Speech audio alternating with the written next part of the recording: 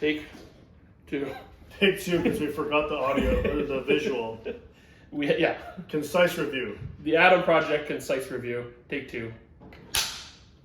Welcome back to HM and Biggie review movies. Today we're talking about The Adam Project, Netflix's very recently very popular movie that's just out, starring Ryan Reynolds, Mark Ruffalo, Jennifer Garner, and a little boy. Before we get into spoilers territory, this will be a shorter review. What did you think the movie? Summarize the movie for us, or what it was trying to do, and how do you think it went? I think it goes in the territory of what Netflix is trying to do. Get very generic, watchable movie with a very positive, likable star, and people watch it. So I think they achieved that. You know, people are watching it, families are watching it, and it's become probably one of Netflix's bigger hits, you know, just by virtue of that formula. So it achieved that. Not sure what else it achieved, though.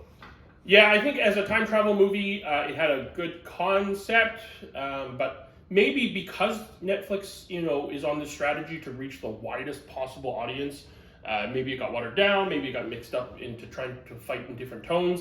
I thought it was generally, the word that I would use is forgettable. It was a very forgettable movie. Right. I watched it a week or so ago, and I struggle to think of plot points to talk about for this review. Forgettable, and I would say just a little bit sloppy and boring. And just, you know, when you do a time travel movie, you've got to get certain things right. Yeah.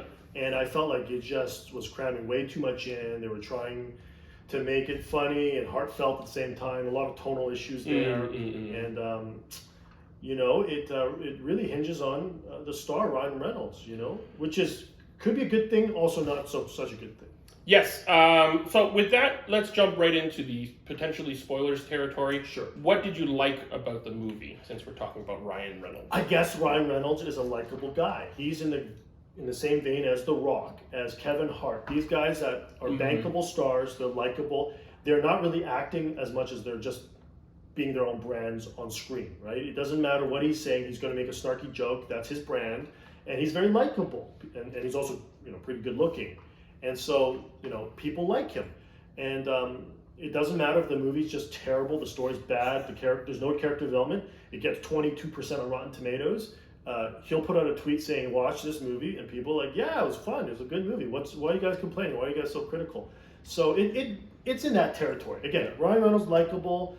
The kid with him, there's some good moments there. I think when you do time travel, the theme of sort of making mistakes and changing them, and family's always there. Again, not done too well, but I mean, those are generally the things I liked about it. I think the core concept was good, and the core theme was good. Yeah, I like the core concept very much too. The idea of traveling back in time, going on an adventure with your younger self, and as you're saying, a lot of time travel movies, you know, there's that moment of self-growth and trying to pass on messages to understand why you became this way and change, you know, the way that you grew up and that kind of stuff. There are many examples where that was done better. Way better. But the core concept of that is good. I also like the core concept of that you're starting in a broken timeline type of thing and you're trying to go back and fix it. Again, not something original, not something we haven't seen before and done better. But way better, yeah. And then we're trying to, we're in the positive. Oh, sorry. Okay. And then the final positive is I did like some of the family kind of sentimental moments that they were kind of going for. Sure, you know, yeah. when Ryan Reynolds was talking to Jennifer Garner as his adult self, kind of right, and they slowed the movie down for those parts. Yeah, I actually wish it had kind of a bit more of those. Oh, absolutely. But so I think some of those were good. Then that's maybe stretching it to as much as I can think of for positives. Yes. What's negatives for you? What did you not like about the movie?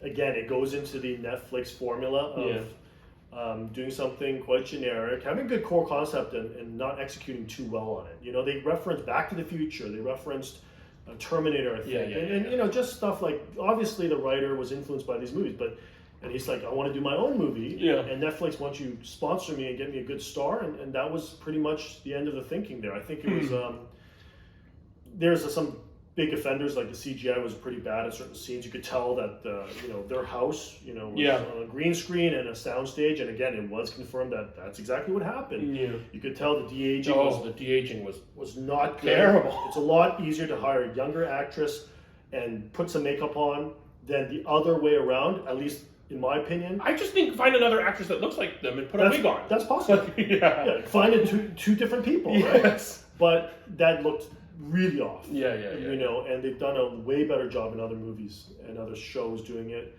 So, and again, I just think that it was a bit sloppy. When you do time travel movies, you have to have a clear pathway for the characters to go and the reasons why they're in a certain time and the rules. They kind of skipped over that. They talked a little bit about it, but no one understood.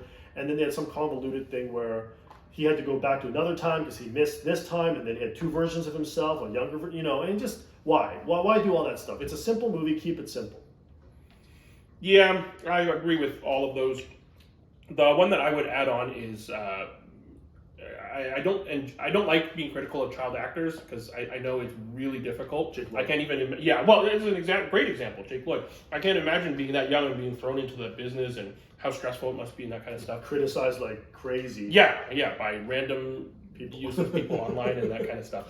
But I thought the boy did a good job, but because they had him play that Ryan Reynolds snarky type, that balance that Ryan Reynolds walks between kind of that charm and that snarky is really delicate. Really fun. Yeah, and I think the boy missed that by a little bit. I think it's really difficult. So I'm not saying that he did a bad job. I just think he didn't really quite hit that Ryan Reynolds fine line balance. Aside from that, yeah, CGI was bad. Core concept was good, but they tacked on kind of it was messy. It was messy. They were trying to go for sentimental feel at the end, and it just wasn't there because you had too many moving pieces. You had Jennifer Garner, who was the sort of the anchor in the family, and then she disappears for 50 minutes of the movie and comes back at the end. Ruffalo is mentioned like throughout the movie, and then he comes at the very last 20 minutes. Yeah. Why do that? Just pick one parent, right? And when you go back in time, you do something different to affect that parent's life, or something like that. Actually, you know what that reminds me of? Onward, where again the heart of the parent is the mother who's leading these boys. And then it doesn't matter. Like the scene when they finally bring back the father, it doesn't matter. You don't need to see him. He doesn't need to like interact and show how he hangs out with the boys. That's not what's important. And so that I agree with you that if they had just stuck with one of the parents, just stick with Jennifer Garner, just stick with the mother and develop that. And it was trying to go in various directions. It was trying to be a science fiction action, this family heartfelt, you know. Piece and then a comedy. Yeah. And I think when you do, a time travel movie that's really for families, make it a little bit more happy at the end. Mark Ruffalo at the end of his movie says he doesn't want the timeline to be altered, so please don't tell me anything about the future. Yeah. Then he dies.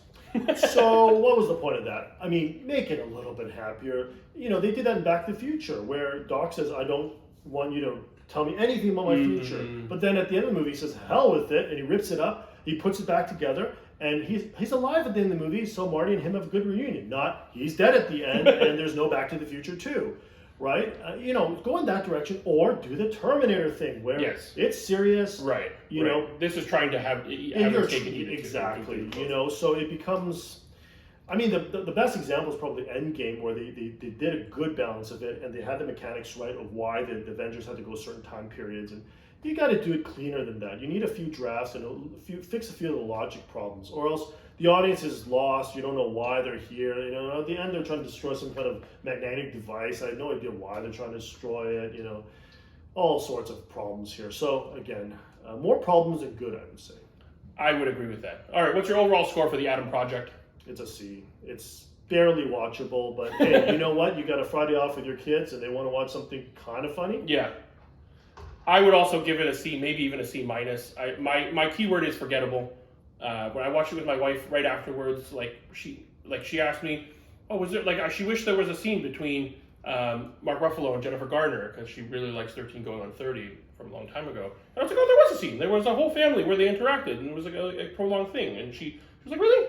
I don't remember that. Yeah, well, exactly. But even right after the movie, she forgot that it existed, and I've forgotten a lot about what happens in the movie already after a week, and.